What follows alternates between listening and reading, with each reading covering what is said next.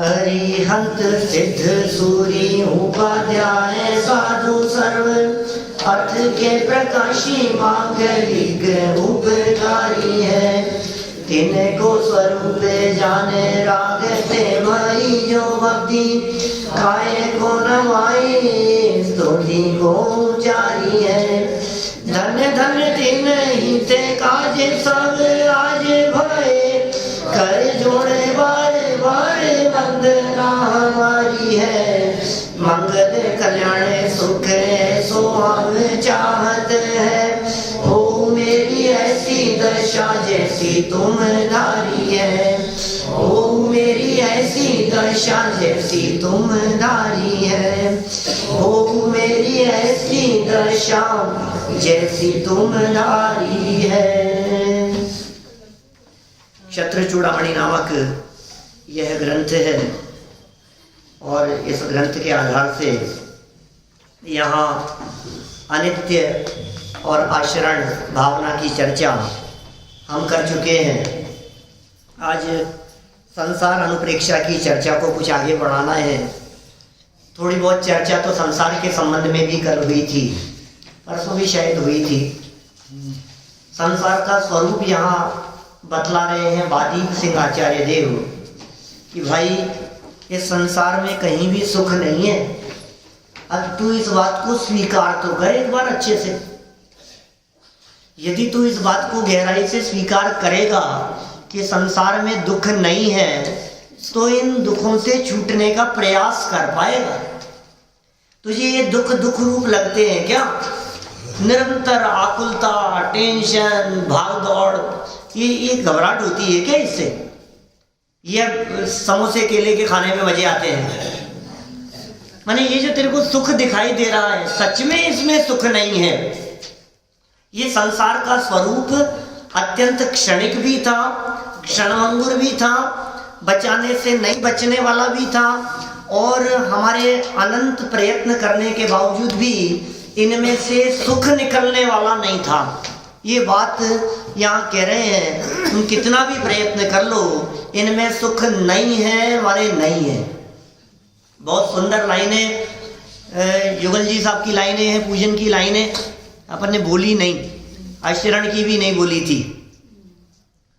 झूठे जग के सपने सारे, झूठी मन की सब आशाएं, तन जीवन यौवन अस्थिर है, क्षण भंगुर पल में मुरझावे। ये तो अनित्य की हुई चर्चा। फिर आगे आचरण। सम्राट महाबल सेनानी उस क्षण को टाल सकेगा क्या? अशरण मृत काया में हर्षित निज जीवन डाल सकेगा क्या? बड़े बड़े सम्राट हो, बलशाली हो, योद्धा हो, क्या उस क्षण को टालने में समर्थ हो सकते? उस क्षण को टाल सकेगा क्या? अशरण पड़ी हो मृत काया, क्या वे उसमें अपना जीवन डाल सकते हैं? क्या वे ऐसा कर सकते हैं कि अपना जीवन मृत शरीर में डाल देवे और वो जिंदा हो जाए? हो सकता है ऐसा? अशरण मृत काया में खुशी खुशी निज जीवन डाल सकेगा क्या? फिर देखो आप, अब चालू होती है संसार अनुप्रेक्षा, संसार भावना। संसार महादुख सागर के, प्रभु दुखमय सुख आभासों में, मुझको न मिला सुख क्षण भर भी, कंचन कामिनी प्रासादों में। क्या कहा? संसार महादुख सागर के। संसार कैसा है साहब? जैसा दुख सागर नहीं, महादुख सागर। ये कहता है मेरे माथे पर दुखों का पहाड़ टूट पड़ा। क्या? टूटी शंपा मेरे शीश, बिजलियां टूट पड़ी माथे पर, पहाड़ टूट पड़ा। कितनी बड़ी आफत आ गई आपके माथे पे, कितना बड़ा संकट आ गया आपके माथे पे। ये संसार महान दुख रूप है। ज्ञानी महसूस करते हैं प्रति क्षण आकुलता, बेचैनी, तकलीफ, टेंशन, घबराहट, कभी कुछ हो गया, कभी कुछ हो गया, लड़ाई झगड़े विवाद मन मुटाव, एक दूसरे को कुछ कह देना, ये रोज के झमेले हैं, रोजाना के। ये कहानी घर घर की है जैन साहब, अकेले आपकी बात नहीं है, सबके घर की ऐसी कहानी है। लोग बोलचाल में ऐसा कहते हैं बर्तन सबके घर में बजते हैं, किसी किसी की आवाज दूर तक जाती है और किसी की वहीं सिमट कर रह जाती है। दुखी सब है, बच्चों से परेशान है, चाहे माँ बाप से परेशान है, भाइयों से परेशान है कि नौकरों से परेशान है, काम करने वाले सर्वेंट से परेशान है। ये दुख कम नहीं है, बहुत है दुख, और हर पल महसूस कर रहे हैं। कभी ट्रैफिक, कभी काम, कभी झमेला, कभी और जंजाल, रोज कुछ ना कुछ लगे हुए हैं। ये सोचता है बस ये काम निपट जाए, फिर कोई टेंशन नहीं है, बस इस काम से फ्री हो जाऊं मैं। ये जो केस है ना मेरा, ये केस निपट गया फिर फ्री हूं मैं, बस ये आखिरी बच्चा है अपने, तो इसकी शादी हो गई और फिर अपन तो गंगा जी नहाए, फ्री हो गए बस। फिर अपन निमंत्रण देने के लिए घर पे आएंगे तो कहेंगे साहब हमारे तो आखिरी काम है, देखो अब आपको आना ही है, आखिरी काम है, इसके बाद में कोई काम नहीं पड़ेगा ना। सुनो, सच्चाई है कि मरने से पहले कभी किसी के काम पूरे होते नहीं, मरने से पहले कभी किसी के काम पूरे नहीं होते। लेकिन एक बात और समझ लेना, मरने के बाद किसी के काम अधूरे रहते नहीं है।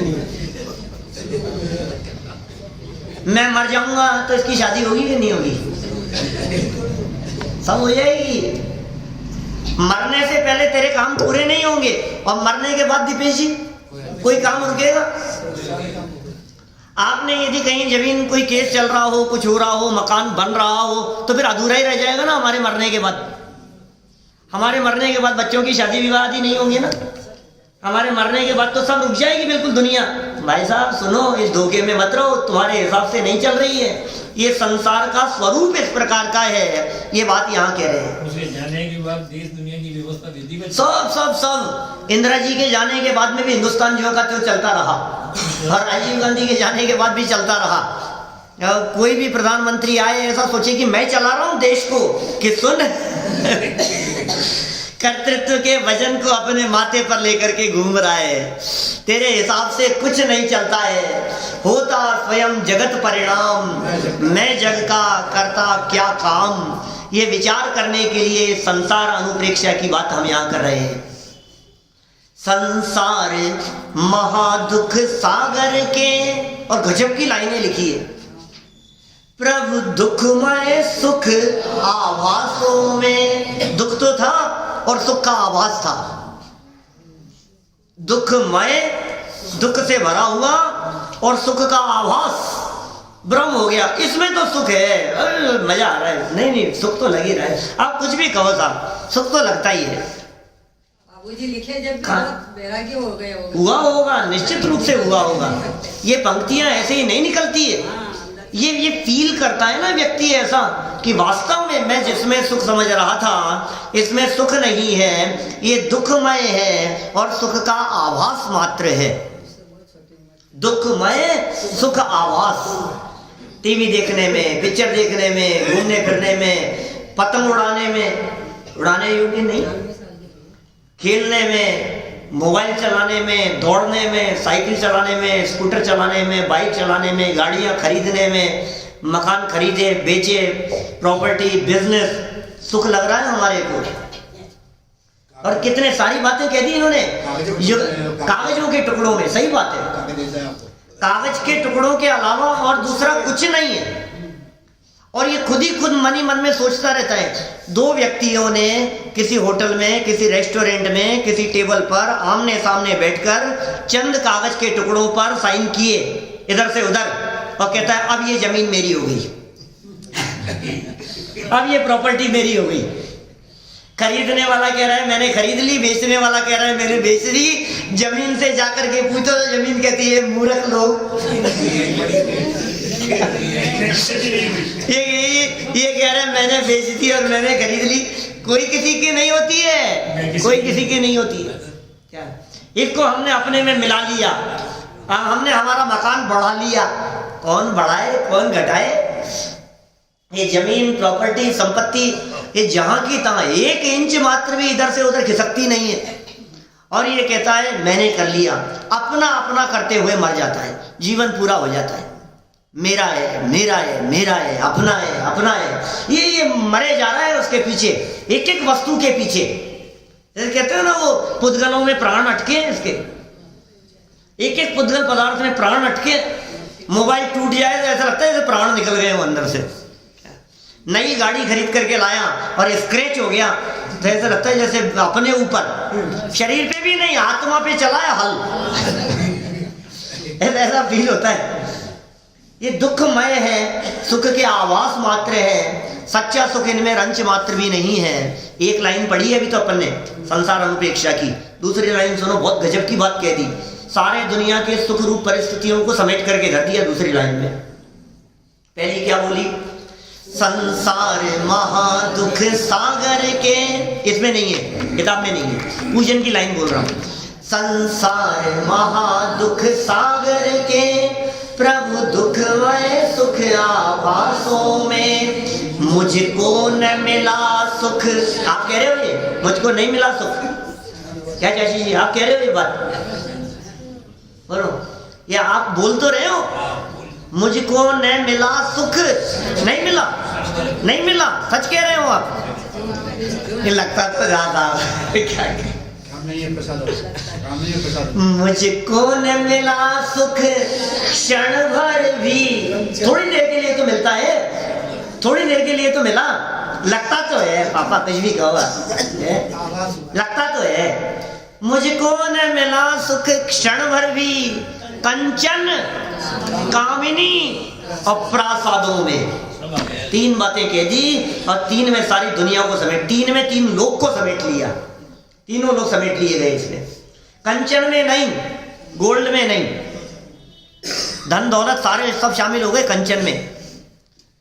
मिला इसके अंदर सुख आपको कंचन में?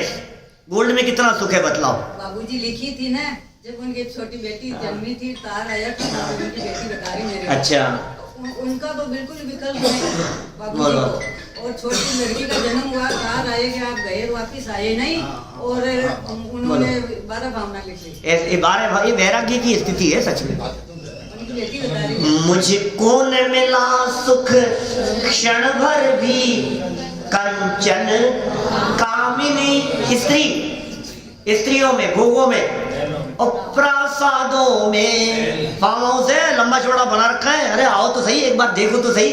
क्या बंगला दिखाने के लिए लेकर के जाएगा और कहेगा पंडित जी हमारी छोटी सी झोपड़ी है, दिखाना तो चाहता है बड़ा, और कहेगा वे छोटे सा है हमारा कुछ।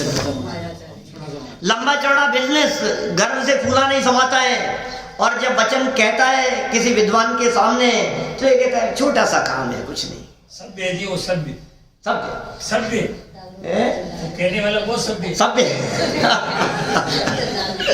सभ्य भाषा में बात का प्रयोग कर रहा है। देखो आप क्या कह रहे हैं, मुझको न मिला सुख, कहाँ नहीं मिला भाई साहब, ये तो बतलाओ कहाँ नहीं मिला? कंचन में नहीं मिला, कामिनी में नहीं मिला, प्रासादों में नहीं मिला, महलों में नहीं मिला, तीर्थ क्षेत्रों में नहीं मिला, अरे पर पदार्थों में सुख नहीं है। ये बात समझ में आ गई एक बार?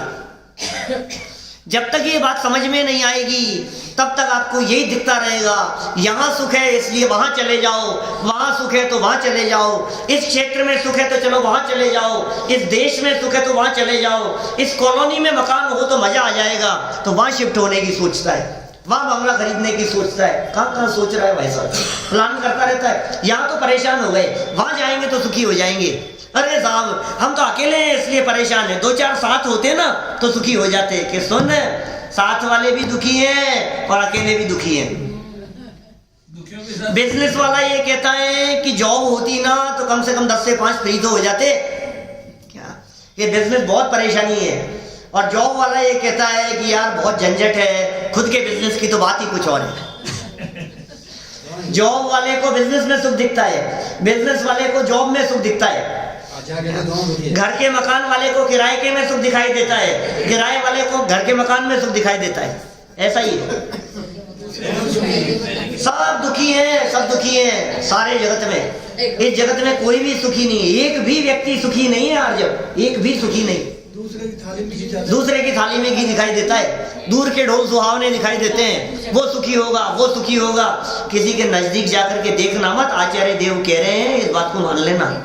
खुद के नजदीक जाके देख ले, खुद देख रहा है ना, खुद महसूस कर रहा है ना।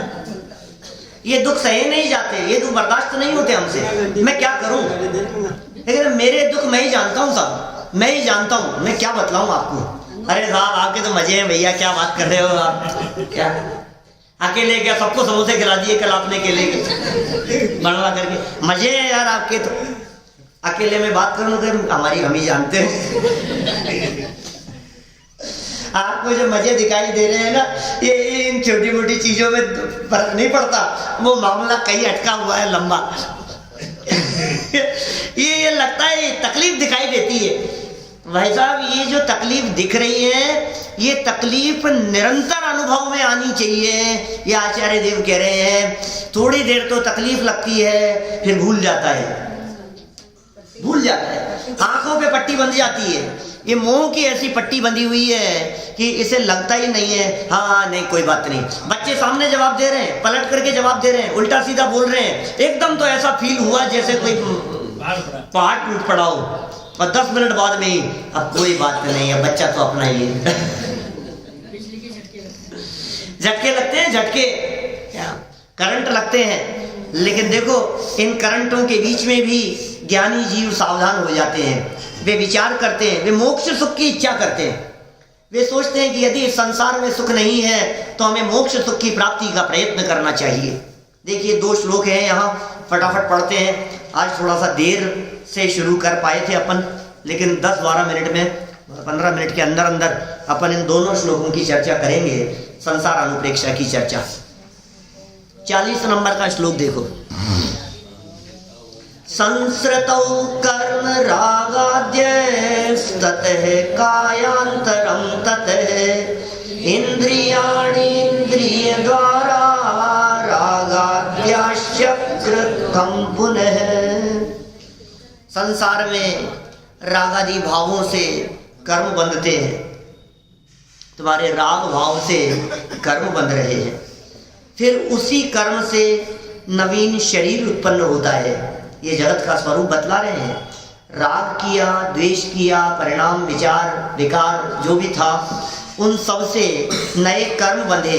ये राग द्वेष कौन से कर्म थे बेटा, साथ कौन से कर्म? राग द्वेष ये है भाव कर्म, ये भाव है। अच्छा साहब, राग द्वेष किए ये भाव थे, ये भाव कर्म थे। और इनसे क्या हुआ कि जो कर्म बंधे ना, जो बंधे हुए हैं वे कौन से हैं? वो द्रव्य कर्म है। राग द्वेष परिणाम विचार ये सब भावों की श्रेणी, भाव कर्म। और इनसे बंधे चावड़ा जी साहब वो कौन से? वो द्रव्य कर्म है, बराबर। तो वो द्रव्य कर्म बंधे। अब ये कह रहे हैं फिर उसी से शरीर से, माने उससे क्या हुआ, उस कर्म से नवीन शरीर उत्पन्न होता है। ये 9 कर्म है। एक ही वाक्य के अंदर 3 कर्म आ गए। राग द्वेष आदि किए वो भाव कर्म थे, और राग द्वेष करने से जो कर्म बंधे वो द्रव्य कर्म, और जो द्रव्य कर्म का जब फल मिला तो उससे जो शरीर मिला, उससे जो शरीर आदि की संरचना नवीन शरीर उत्पन्न हुआ, ये 9 कर्म है। फिर क्या हुआ भाई? और फिर उसी शरीर से इंद्रियां उत्पन्न होती है। ये क्या है? ये भी 9 कर्म है। और इंद्रियों के द्वारा ही राग द्वेष आदि होते हैं। लो फिर क्या हुआ? वो जो 9 कर्म था ना और इंद्रियां आदि मिली थी, उनसे फिर राग करने लग गया। यार कितना सुंदर है यार, देखो क्या गजब के दृश्य हैं भाई, कितने सुंदर सुंदर चित्र हैं, क्या गोल्ड का काम हो रहा है। लोग आते हैं देखते हैं क्या गजब काम हो रहा है, मजा आ गया सब, क्या काम दिखाई दे रहा है। कल दोपहर में आए थे यहाँ बॉम्बे से कुछ लोग मंदिर देखने के लिए। क्या काम है भाई, इतना पुराना टोटल जी, ऐसा ही देख देख करके हमारे को कितना अच्छा लगता है। ये टुकड़े दिखाई देते हैं आपको मालूम है? ये पीस जो हैं, ये कल दिखाए यहाँ रखा हुआ था। ये इस तरह के स्टोन है। ये अंदर फिक्स है स्टोन की टुकड़ियां। ये पेंटिंग नहीं है, ये स्टोन छोटे छोटे से कट करके हाथ लगा कर देखो साहब, आपको महसूस होगा। मतलब ये टुकड़ियां इस तरह की कट करके, कटिंग हो करके 350 साल पहले, 300 साल पहले ये इसमें फिट किए गए। ये क्या गजब काम है भाई, क्या गजब काम है, इतना सुंदर दिखाई दे रहा है। सुनो सुनो सुनो, ये जो राग हुआ ना तुम्हारा, देख करके चक्षु इंद्रिय से सुन करके मजा आ गया यार, क्या सुना यार, बहुत अच्छा लगा हमारे को, सुनने से बहुत अच्छा लगा। ये क्या है, ये कर्णेंद्रिय का विषय। ये देखने से जो क्या हुआ, ये चक्षु इंद्रिय का विषय, स्पर्श करने से यार बहुत अच्छा लगा रखा है यार, ये तो बहुत अच्छा है, बहुत अच्छा लगता है, जब अच्छा फील होता है जब इसको अपन हाथ लगाते हैं ना, बहुत अच्छा लगता है। स्पर्शेंद्रिय का विषय, घ्राणेंद्रिय का विषय, रसनेंद्रिय का विषय, इन सब विषयों से ये करता है राग आदि। तो 9 कर्म से राग आदि कह दिया ना, तो राग द्वेष आदि, काम क्रोध विकार परिणाम सब, वो सब फिर भाव कर्म हो गए। फिर उन भाव कर्म से बंधे द्रव्य कर्म, फिर द्रव्य कर्म से पुनः मिलेंगे 9 कर्म, फिर 9 कर्म मिलने पर ये फिर करेगा राग द्वेष, और फिर राग द्वेष करने से फिर बंध गए द्रव्य कर्म, और फिर द्रव्य कर्म के बंधने से फिर मिलेंगे 9 कर्म, और 9 कर्म के मिलने पर फिर करेगा राग द्वेष। ये देखो आगे वाला वाक्य पढ़ो, इसी प्रकार संसार चक्र की उत्पत्ति होती है। ये साइकिल चलता रहता है। क्या सर, ये चक्र चल रहा है, ये साइकिल चल रही है। चला कौन रहा है, कि तू चला रहा है बेटा, पेडल मारता रहता है तो चलते रहेंगे। कि चल क्यों रही है, कि चल क्यों रही है, कि तू पेडल मारना बंद कर और साइकिल टूट जाएगा। कि सब मैं क्या कर रहा हूं, कि राग द्वेष, कषाएं, भाव कर्म, ये पॉइंट है, ये कड़ी है एक। पुनः राग द्वेष यदि नहीं करे तो द्रव्य कर्म नहीं बंधेंगे, वो नहीं बंधेंगे तो 9 कर्म नहीं मिलेगा, ये साइकिल टूट जाएगा। ये संसार चक्र है, ये संसार चक्र टूटेगा तो मुक्ति की प्राप्ति होगी। ये उपदेश दे रहे हैं, ये सिखा रहे हैं यहाँ पर। सरल अर्थ पढ़े देखो, इस संसार में जीव को राग द्वेषादि भावों से पौद्गलिक 8 कर्मों का बंध होता है। क्या होता है, इस संसार में इस जीव को राग द्वेष काम क्रोध गुस्सा मायाचार छल कपट नाराजगी, इन सब भावों से, भक्ति का भाव, पूजन का भाव, नाचने गाने का भाव, म्यूजिक सुनने का भाव, खाने पीने का भाव, घूमने फिरने का भाव, ये सब आदि भावों से पौद्गलिक 8 कर्मों का बंध होता है। इन भावों से आयु कर्म का बंध जीवन में एक बार होता है, त्रिभाग में होता है, अपने अपने सिस्टम के अनुसार 8 चांस तक मिल सकते हैं। और जो बाकी जो 7 कर्म है, उन कर्मों का बंध निरंतर होता रहता है। ज्ञानावरण, दर्शनावरण, मोहनीय, अंतराय, वेदनीय, नाम और गोत्र, आयु को छोड़कर, आयु लाइफ में एक बार बंधेगा, तो ये बंद होता है। कर्म के उदय का निमित्त पाकर जीव को औदारिक आदि शरीर की प्राप्ति होती है। शरीर 5 प्रकार के होते हैं दीपेश जी, 5 प्रकार के शरीर हैं। वर्तमान में हमारे 3 शरीर हैं, मालूम है नाम, औदारिक, वैक्रियक, आहारक, तेजस और कार्बन। ये 5 प्रकार के शरीर हैं। इन 5 शरीरों में ये हड्डी खून मांस वाला जो मनुष्य और तिर्यंचों का शरीर दिखता है, ये दिखने वाला ये है औदारिक, ये औदारिक शरीर है। ध्यान रखना बेटा, औदारिक है ये शरीर जो दिखाई देता है हमारे को, औदारिक। एक होता है वैक्रियक, वो होता है देवों और नारकियों के, वो वैक्रियक शरीर है। फिर एक है आहारक, क्या, रिद्धिधारी मुनिराजों के मस्तक से निकलता है एक पुतला, शंकाओं के समाधान के लिए, तीर्थ वंदना के विकल्प से वो 1 हाथ प्रमाण सफेद पुतला, 6ठे 7वें गुणस्थानवर्ती रिद्धिधारी भावलिंगी मुनिराजों को, उस पुतले का नाम है आहारक शरीर। एक है तेजस, वो तेज प्रदान करने का काम करता है बॉडी में। तो कहते हैं गर्मी है, गर्मी नहीं है, सब ठंडा पड़ गया, शरीर ठंडा पड़ गया। तो ये जो तेज है, ये तेज प्रदान करने का काम करता है इस वर्तमान शरीर में, इसका नाम है तेजस। ये भी 2 तरह का है, एक तो जो नॉर्मल सब संसारी जीवों के होता है वो, और एक रिद्धि से भी होता है। वो शुभ और अशुभ के नाम से जो दाएं और बाएं कंधे से निकलता है वो भी तेजस है। वो पुतला, वो तेजस शरीर, ये उष्णता का जो काम है सबके है तेजस शरीर। और एक है कार्मण, कर्म, कर्म जो भी बंधे हुए हैं वो सब कार्मण नाम का शरीर है। तो 5 शरीर है। ये क्या कह रहे हैं, कर्म के उदय का निमित्त पाकर जीव को औदारिक आदि शरीर की प्राप्ति होती है। शरीर में स्पर्श आदि इंद्रियां होती है। इंद्रियों के निमित्त से जीव पुनः राग द्वेष आदि विकार रूप से परिणमित होता है, जिससे पुनः कर्म बंध होता है। इस प्रकार यह संसार का चक्र अनादि काल से घूमता ही चला आ रहा है। अनादि काल से ये चक्र घूमता चला आ रहा है। इसकी संसार दशा मिटती नहीं है और ये संसार दशा में रहते हुए दुख उठाता चला आ रहा है। हर जीव दुखी है। देखो जरा संसार अनुप्रेक्षा की है अंतिम छंद श्लोक 41 नंबर का। सत्यनादौ प्रबंधेस्मिन् कार्य कारण रूप के येन दुःखाय से नित्य मध्यवात्मन विमुंचत तत्। कार्य कारण रूप इस अनादि प्रबंध के होने पर जिससे तू नित्य दुखी होता है, अब तो उसको छोड़ दो। जिसमें तुम्हें सुख नहीं मिल रहा है, रंज मात्र भी नहीं मिला है, अब तो छोड़ दे यार। कुत्ता जिस तरह से हड्डी चबाता है, टोडरमल जी ने उदाहरण दिया, कुत्ता किसी एक पड़ी हुई सूखी हड्डी को उठाकर चबाने लगा और चबाने लगा बहुत तेज इसमें से कुछ रस आएगा, और थोड़ी देर में क्या हुआ, अपनी ही दाढ़ में से खून निकलने लगा। तो खून निकलने लगा तो रस आया ब्लड का। अब रस आने पर ये सोचता है हड्डी में से स्वाद आ रहा है, उसको छोड़ता नहीं और स्वाद आ रहा है, नहीं और चबाओ, स्वाद आ रहा है, इसमें से स्वाद आ रहा है, लेकिन भाई वो स्वाद उसमें नहीं है, उसका स्वाद नहीं है। ऐसे ही हमें भ्रम से ऐसा लगता है कि ये सुख इंद्रियों में से आ रहा है, ये सुख विषयों में से आ रहा है, लेकिन वो सुख विषयों में से नहीं आ रहा है, उनमें नहीं है। ये यहाँ कहना चाह रहे हैं अब तो छोड़ दे उन सबको। कुत्ते की गलती तो दिखती है ये। हाँ, कुत्ते की गलती तो दिखती है, लेकिन स्वयं कुत्ता ये नहीं दिखता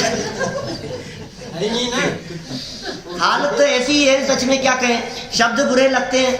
अब शब्द जैसे दिखते हैं ऐसा लगता है अरे साहब ऐसे बातें, ऐसे शब्द संभाल करके बोलना चाहिए आपको, ऐसे शब्द नहीं बोलना चाहिए, लेकिन क्या करें, लगती नहीं है ना, चोट नहीं लगती है, ऐसा मन करता है खींच के लगने चाहिए इसके, तो तब जाकर के कुछ असर होता ही नहीं है, बिल्कुल असर नहीं होता है।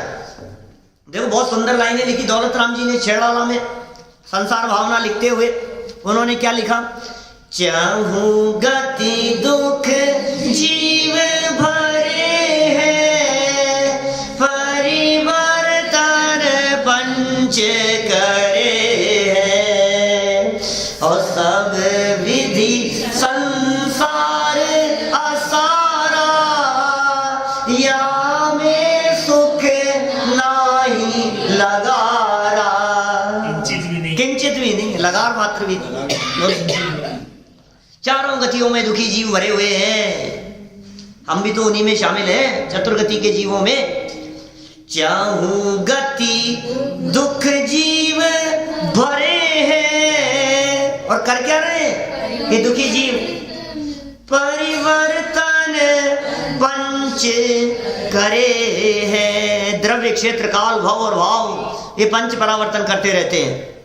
जन्म मरण दुख उठाना संसार दशा में, यहाँ से मरे, आज मरे और कल तीसरा दिन है परिवार वालों के लिए, कोई किसी को पूछता नहीं है, किसी को किसी से कोई मतलब नहीं है। और हम कितनों को पूछते हैं बताओ मेरे को, तेरे मान से, तेरे यश प्रतिष्ठा से भी दुनिया को मतलब नहीं है, खुद ही राजी होता रहता है। अच्छा नया सूट पहन करके आएगा और जगत के जीवों को मैं कितना अच्छा लग रहा हूँ, कि तू खुद ही देख देख करके राजी होता रहे, कि तो आप नहीं सोचोगे दीपेश जी कि आप अपने आप के बारे में सोचोगे मैं कैसा दिख रहा हूँ, क्या भैया मैं कैसा दिख रहा हूँ। हर व्यक्ति अपने अपने बारे में सोचता है और ये सोचता है कि मुझे दूसरे लोग देख करके क्या सोचेंगे। सब विधि संसार असारा, ये आसार है, ये आसार माने सुख नहीं है, किसी भी प्रकार से सुख नहीं है। उठ करके दौड़ेंगे अभी हम यहाँ से, दुकान पर भागना है, फैक्ट्री भागना है, ऑफिस भागना है, घर पहुंचना है, लेट हो गए, टाइम नहीं है, भागम भाग लगी है, सुबह उठने से भागम भाग चालू होती है। सब विधि संसार आसारा, यावे सुख कितना प्यारा, यामे सुख नाई, यामे सुख नाई। लगार, लगार मात्र भी नहीं है। लगार क्या होता है जैन साहब, ध्यान है? बर्तन में चिपका रह जाता है, बर्तन में जो चिपका रह जाता है ना बेटा, उसे लगार कहते हैं। ये जो हलवाई मिठाइयाँ बनाकर कढ़ाई के अंदर सब बनाकर और पूरा कुचर कुचर करके सब साफ करके कढ़ाई को जब मांजने के लिए जब पटक देते हैं तो आसपास में घूमने फिरने वाले कुत्ते वो उसमें आकर के चाटते हैं। तो कुछ है क्या उसमें? है तो कुछ नहीं, लेकिन कुछ है, वो लगार, तो ये लगार भी नहीं है। यहाँ में सुख ना ही लगारा, इस संसार में लगार मात्र भी सुख नहीं है। इसलिए हे आत्मन, अंतिम उपदेश सुन लो, समय हो गया अपना। हे आत्मन, कारण कार्य रूप यह परिपाटी, कारण और कार्य रूप, राग द्वेष कारण था, द्रव्य कर्म का बंधन और नौ कर्म का फल ये कार्य था। कारण कार्य रूप परिपाटी अनादिकालीन होने पर जिन राग द्वेषादि परिणामों से तुम सदा दुखी होते चले आ रहे हो, तुम किससे दुखी हो? घर से नहीं हो, पत्नी बच्चे से नहीं हो, हस्बैंड से नहीं हो, तुम किससे दुखी हो? जिन राग द्वेषादि परिणामों से तुम सदा दुखी होते चले आ रहे हो, उन राग द्वेषादि विकारी दुखद परिणामों को अब तो छोड़ो, अब तो छोड़ो। मुझे तुम्हें नहीं छोड़ना है, मुझे राग छोड़ना है। मुझे संयोग नहीं छोड़ने हैं, मुझे राग छोड़ना है। कितना सुंदर संदेश दे रहे हैं। उन दुखद विकारी परिणामों को अब तो छोड़ो और सदा के लिए सुखी हो जाओ। हम सभी सदा सदा के लिए सुखी हो जावे, इसी भावना से यहाँ संसार अनुप्रेक्षा की चर्चा को